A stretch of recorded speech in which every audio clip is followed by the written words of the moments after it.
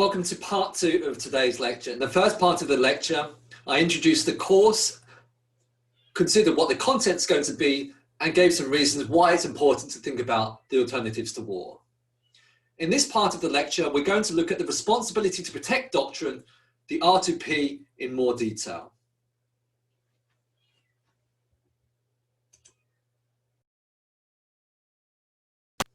In short, the R2P, the responsibility to protect, is the notion that there's a responsibility to do something to tackle mass atrocities.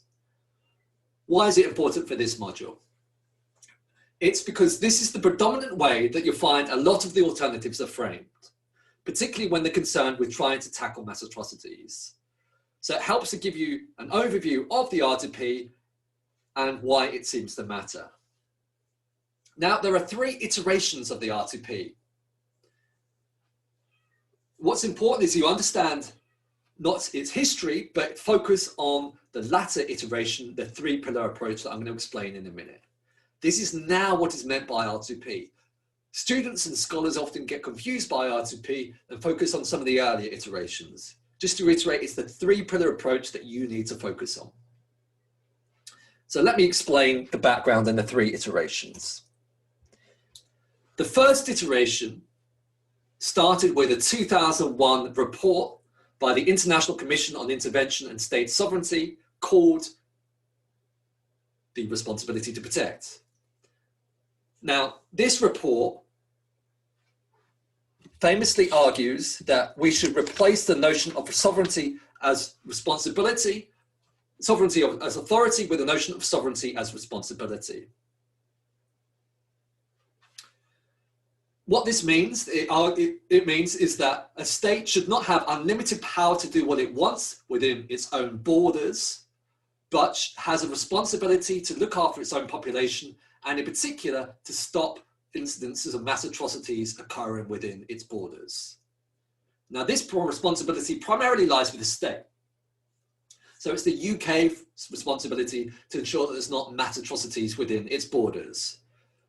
And it's Burundi's responsibility to look after Burundian citizens, and so on. Crucially, however, if a state is unable or unwilling to do so, to uphold its citizens' basic human rights, to stop mass atrocities, its sovereignty is temporarily suspended. In such cases, the responsibility to protect transfers to the international community. And then the responsibility of the international community can take 3 forms. The first would be to prevent a potential crisis, responsibility to prevent. The second would be responsibility to react. And thirdly would be a responsibility to rebuild after. Now, the second is what this report focuses mostly on, responsibility to react. What this reaction might mean is somewhat controversial, but on occasion it has meant humanitarian intervention. Most notably, in 2011, the UK, US and France intervened in Libya, authorized by the UN Security Council, and R2P was invoked in the authorizing of the UN Security Council resolution. So the 2 key claims stemming from the International Commission on Intervention and State Sovereignty are, firstly, that state sovereignty is not simply about authority, but involves responsibility. And second, this idea of an international responsibility to protect. It is, in other words, an obligation to protect, an obligation to assist, rather than merely permission to choosing to do something. The international community is obliged to help those vulnerable to mass atrocities. Now, a little bit more background about this report. It was commissioned by the Canadian government in response to a request from the then UN Secretary General Kofi Annan, and it stemmed, on the one hand, out of the problems of humanitarian intervention in Kosovo in 1999, where NATO intervened without UN Security Council authorization, and on the other, the genocide in Rwanda in 1994, where there was not a sufficient response by the international community. Now, although far from being fully implemented, the international responsibility to protect has to a certain degree caught on. UN state officials and NGOs regularly use the language of the responsibility to protect in relation to tackling mass atrocities. This leads to the second iteration. This is at the 2005 UN World Summit. This was the largest gathering of heads of state ever. It was the height of the Bush administration. Hardly anything was agreed internationally apart from 2 paragraphs on an international responsibility to protect. Now, this agreement was something of a watershed moment for humanitarian intervention. It seemed to mark the worldwide acceptance of the responsibility to protect in response to humanitarian intervention, in response to mass atrocities, in response to basic violations of basic human rights. However, the agreement was very carefully worded and delimits the potential for military intervention and delimits the potential for action under the responsibility to protect more generally in various ways. Firstly, it limits it to cases only of genocide, war crimes, ethnic cleansing, and crimes against humanity, rather than the vaguer, broader language used in the original report. Secondly, it makes clear that any action has to be collective and undertaken through the UN Security Council, whereas the original report spoke of various action potentially outside of the UN Security Council. Thirdly, it emphasizes that preventing mass atrocities before they occur is much more important than reacting to them. So it emphasizes much more the responsibility to prevent mass atrocities than the responsibility to react. Fourthly, it emphasizes that humanitarian intervention is only one thing that can be done to tackle mass atrocities, and that there should be lots of other things that should be pursued instead, which relates to the themes of this module. This brings us to the third iteration. And this stems from a report by Ban Ki-moon called Implementing the Responsibility to Protect. Now, this report was actually authored by Ed Luck, who was the first special advisor to the UN Secretary General on the responsibility to protect, and whose book is on the reading list for this week.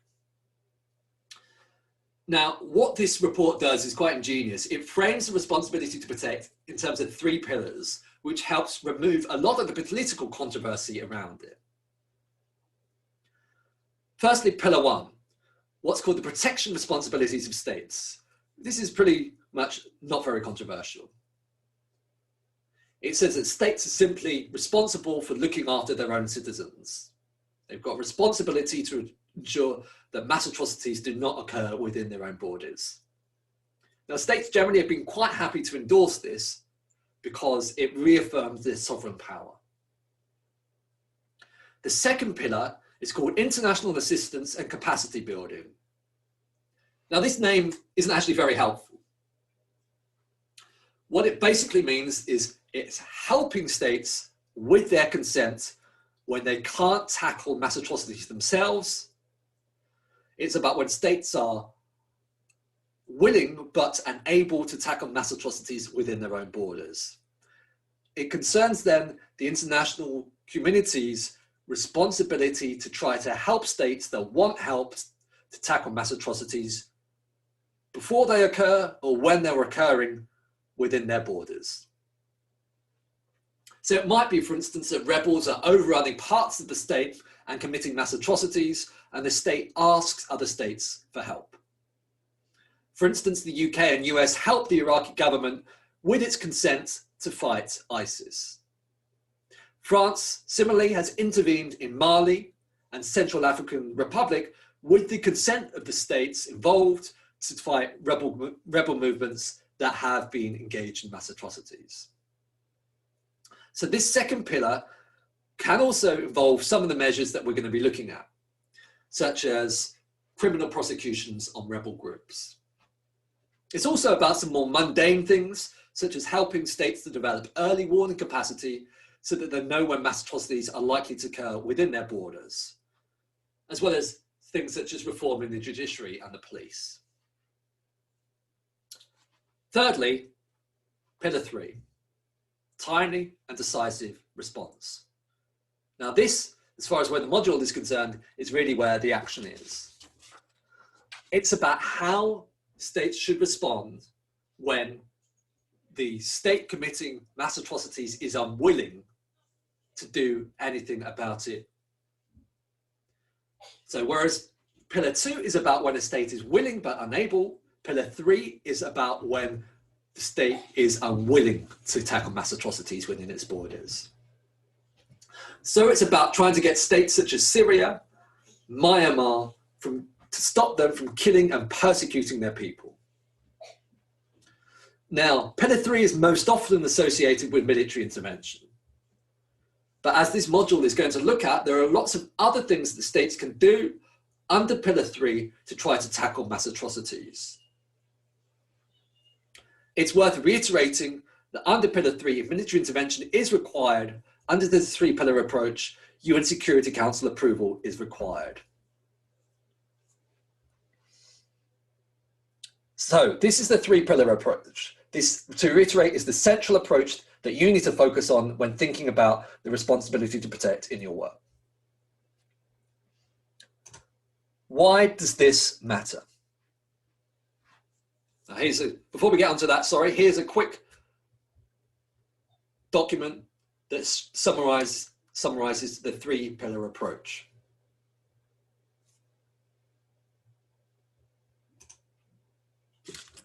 Why does R2P matter? Now, there are two key reasons, both of which have already been alluded to. Firstly, it's a major international agreement coming out of the 2005 UN World Summit. There's almost universal support for the central premises that states have got responsibilities to tackle the mass atrocities within their own borders, and that there's an international obligation to do something about mass atrocities elsewhere. There are, of course, big disagreements about what exactly should be done, which is one of the central aims of this module, is to focus on these questions. Secondly, it's become the main language that's used when thinking about responding to mass atrocities, rather than the language of humanitarian intervention. So military intervention to save lives is now framed in terms of R2P, and responses to mass atrocities that we're going to look at are also now framed in terms of R2P. You'll find that there is even an R2P rap. We are doing the jobs. This is the song called R2P. Maestro Musica.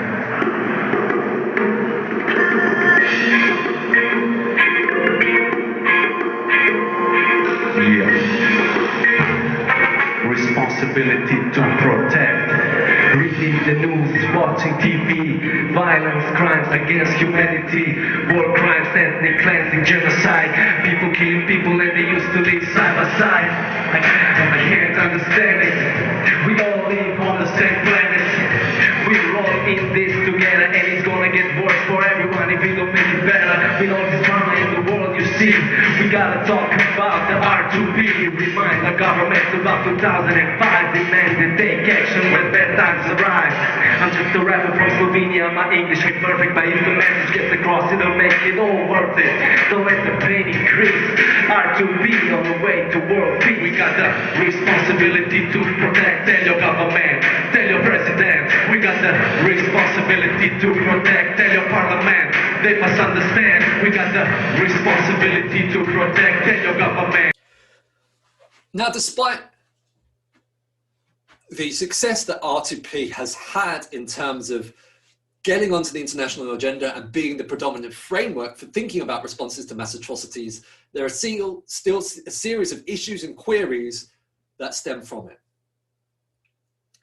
Firstly, perhaps most importantly, does it really make much of any of a difference?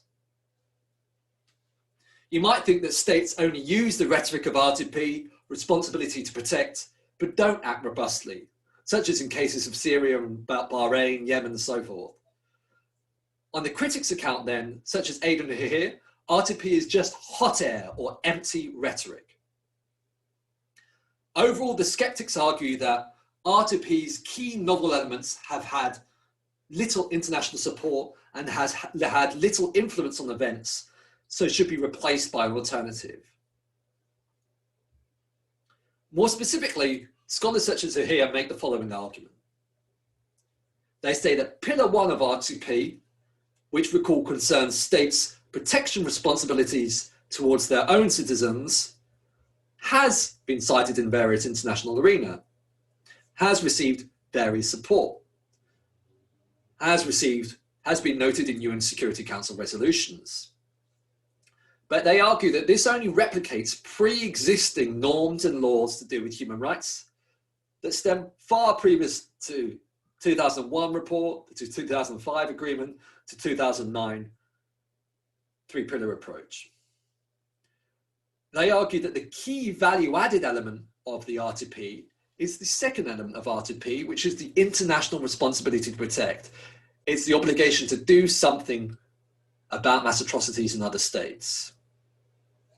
This distinguishes it, they claim, from earlier norms, such as those surrounding humanitarian intervention, where it was only claimed that there's a right to intervene, not an obligation to do so.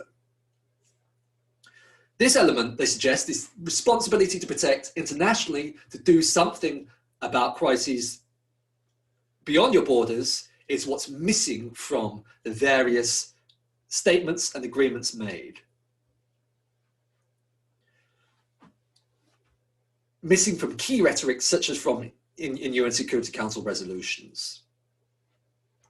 They also argue that when the responsibility to protect the R2P is invoked, it doesn't compel action. It does not turn words into deeds.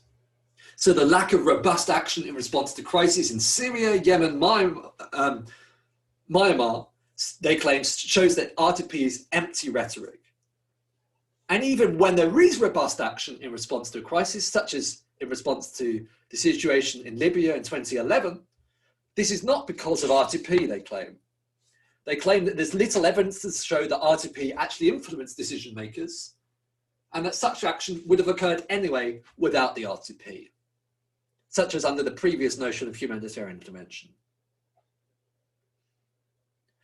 Now, there's been a lively, detailed debate about whether R2P does matter, and the advocates of R2P, such as Alex Bellamy, Luke Glanville, Jennifer Welsh, dispute the arguments made by critics such as Aidan Hihir.